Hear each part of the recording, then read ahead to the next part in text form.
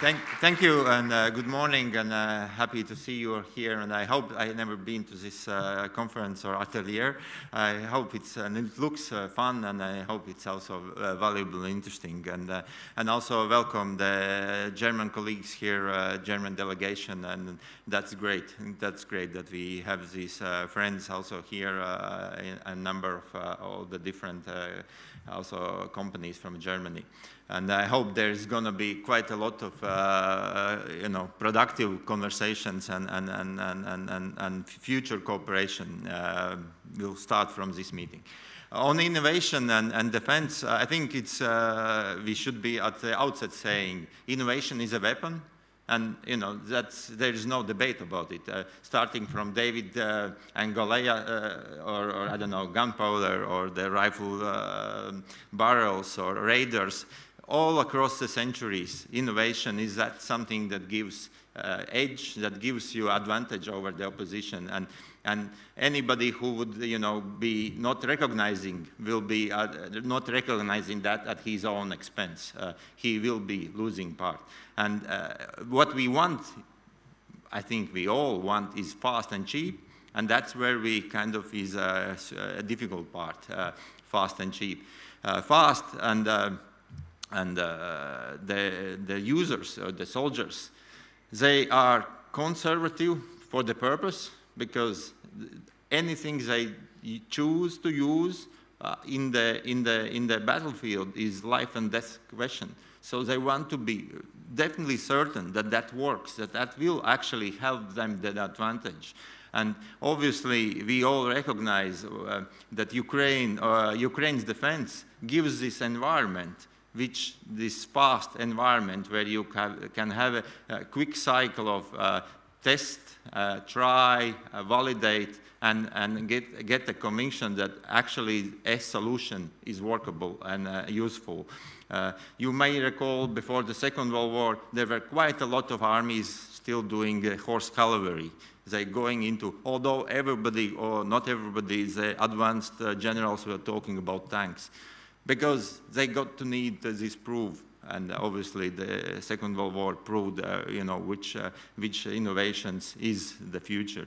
Obviously, as we now have the war in Europe and in Ukraine, that's we don't have to have a look too far to get proof what innovations is work. On the last and second part is cheap. Obviously, innovation is not cheap, especially deep tech. Truly deep tech requires quite intensive capital expenditure, and the outcome is not really a predictable one. So you need to kind of go into with assumption that you invest and hope that you will actually have an advantage.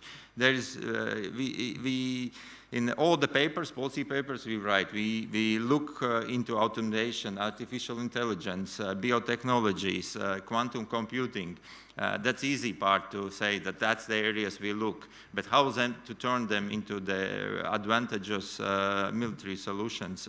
We need resources for that.